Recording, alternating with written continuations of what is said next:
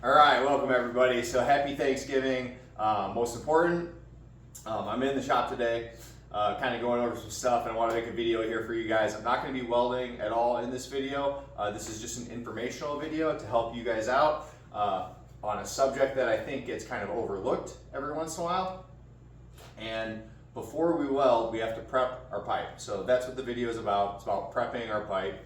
This is just the way that I do it. If you watch this video and you have your own suggestions or have a better way, feel free to give the video a like and leave your comments in the comment section. So thanks for coming around. There's no welding in the video. This is just a personal way that how I prep my pipe before I ever start welding. If that helps any of you guys, awesome. That's what it's all about. Thanks. Alright guys, so in today's video I want to get into some prep work as well as alignment as well. Here I have just a couple 2-inch scheduled 40 pieces of pipe. I have welded on these previously, so kind of disregard some of the back ends of it. This is just for fun video, kind of giving them some knowledge and the way, some information on how I properly prep my pipe if I was to do a 2-inch scheduled 40 weld test. So here we have just some black pipe, nothing special. These are not bought test coupons. Now that is an option, a way that you can go if you want to buy test coupons and have them sent to you pre-prepped. There are places that do that. For me personally, I think if you're going to be a welder, you should know how to prep your pipe. Sorry about that. So here we have 2-inch scheduled 40 pipe. And when this originally comes in, it's all black, right? It's all one pipe.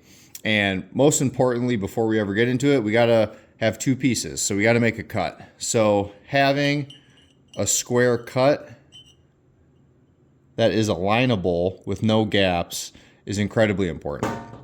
So what do I mean by square? So this cut that we have here, right, as a 90-degree and perfectly flat and flush is incredibly important. Now a good bandsaw or chop saw will do this. They also make some alignment tools that do help with the cutting process as well. For me, I do have an Evolution chop saw. It's wonderful. It cuts great. I also have a little bandsaw as well. But that'd be my number one, is a square cut or a true cut. After we have our cut, for me, the process next step is going to be able to take off the mill scale or the black pipe. So we have our cut, number one, it's true, it's square. Then we're going to take the black paint or the mill scale off the outside, making sure that this is clean, taking it down to white or bare metal.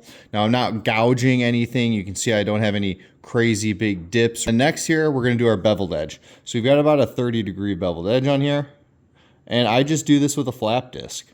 I've never had a problem, and that's what I highly recommend.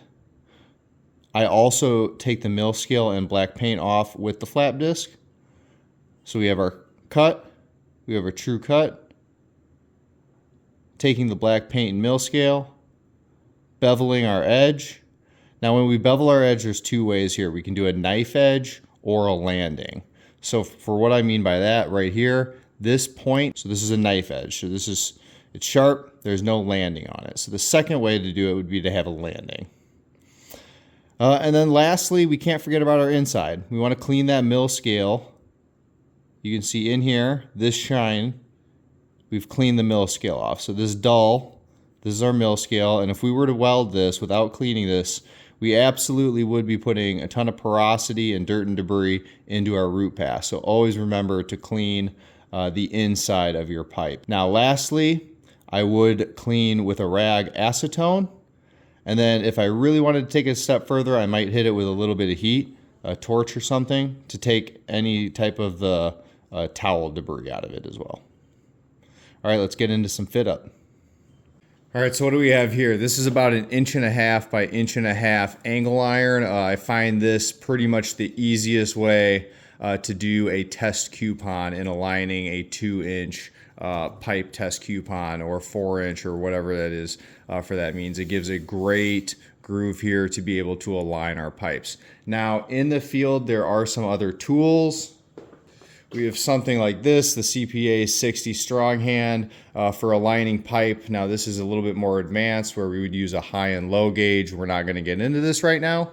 So for the time being, let's just kind of go over how I would align 2 pieces of pipe with an angle iron.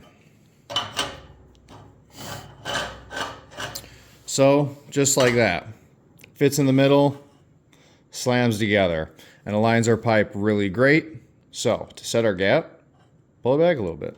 I've got a couple different ways on how I do this. This right here is my #1 way. I'm going to show two different ways or 2 styles that I do it. This is just a piece of 3/32 filler material.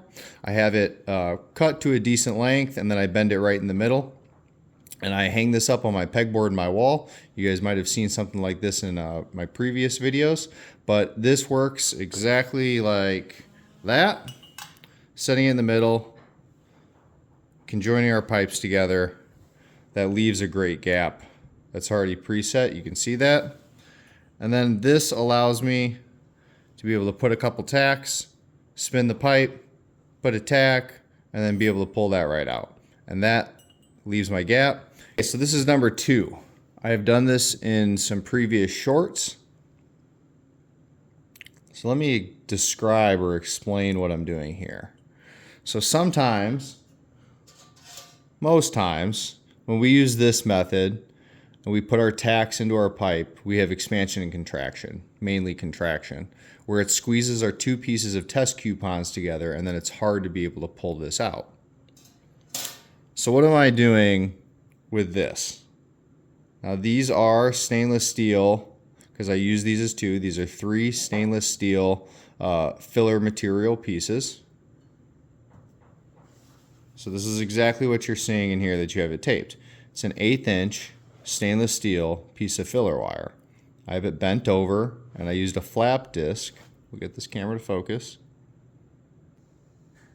So we have an 1/8 inch piece of filler wire, and I've taken my flap disc, and I've just slightly touched each side of this, right? So we still have an 1/8 inch gap here, right, from our high to low, but our inside diameter is thinned out by using a flap disc. I've smoothed the sides down.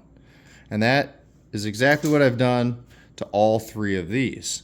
So as we set our pipe on the top of this, right, and we create our gap, and when we put our tack welds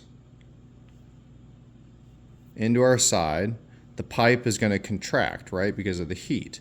And as it does that, it can be very hard to pull our filler wire out if we bend it or use this method, which works great. I've used it plenty of times. There's nothing wrong with it. But by doing this, when the pipe does contract and become hard to do that, we can then just pull the tape,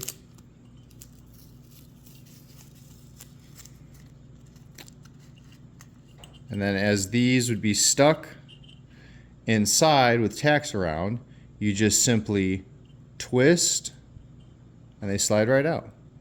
I have another short previously. Maybe I'll give an example in another short. If you want to see these, leave it in the comment. I can tack up a pipe. I can tack up this pipe if you'd like, and I can do a short on it specifically describing exactly that, how you just twist and pull out. It's a very easy method, and it works every time.